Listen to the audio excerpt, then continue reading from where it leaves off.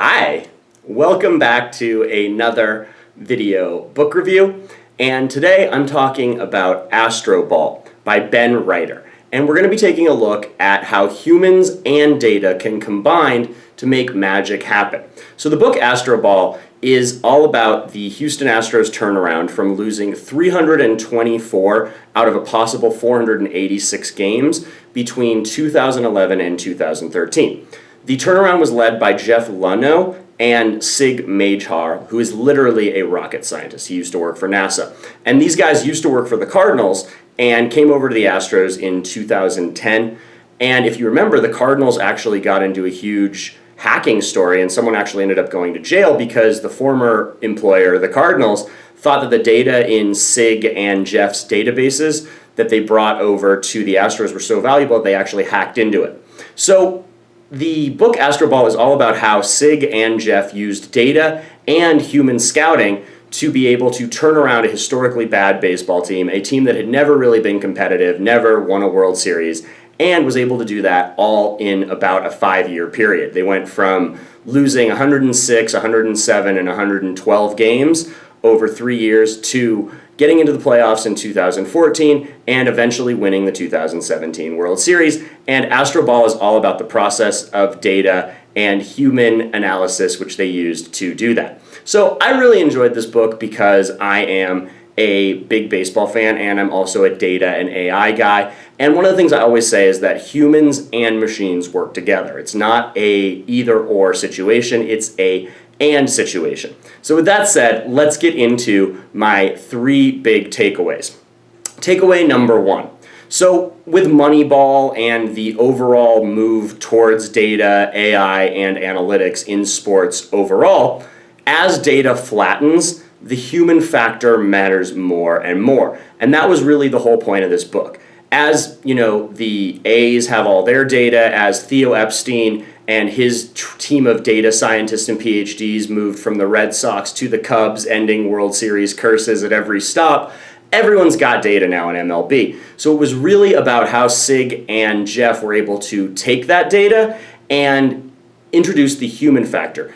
Apply what the scouts with 30 years of experience have. And the best example of this was when they signed Carlos Beltran, who was an almost 20-year veteran, and at this point, not really that useful of a player, but he was a future Hall of Famer who worked tirelessly to study pitchers, and this all came to fruition in Game 3 of the World Series, where he was able to notice that Dodgers pitcher Yu Darvish was tipping his pitches and was able to share that information with the rest of his team, who hammered Darvish and went on to win the World Series. So as data flattens, as more and more people have data, the human stuff matters more. That means going forward, as AI and data and analytics become commonplace, human stuff is going to matter even more. Takeaway number 2. One of the most important human factors when it came to scouting was whether a player had a growth mindset, which you can learn about in the book Mindset, which is a great book by Carol Dweck, D-W-E-C-K. Carlos Correa, Jose Altuve, Chase Gormley, Dallas Keuchel, all of the guys that really made big improvements from being drafted, despite having, something wrong with them, whether it was Altuve's size or Correa being a player from another country where the level of competition was kind of unknown. These players were able to grow because they had a growth mindset, because they believed they were able to achieve things that maybe the data said wasn't possible. Which brings us to my 3rd takeaway, which is that data and analytics programs take time and the results are going to be lumpy. Warren Buffett has that famous quote about how he'd rather have a lumpy 15% than a flat 10%. And that's really how data works. You're going to have ups and downs. The most famous of these downs was when the Astros let go of J.D. Martinez, only to watch him go on to lead the league in home runs with another team. They also were one of the only teams to draft a number 1 overall player, number 1 overall first player picked in the first round of the draft, and have that player never play a major league game. And there were a few other whiffs where they made bad scouting decisions or where the data did not play out or the players didn't pan out.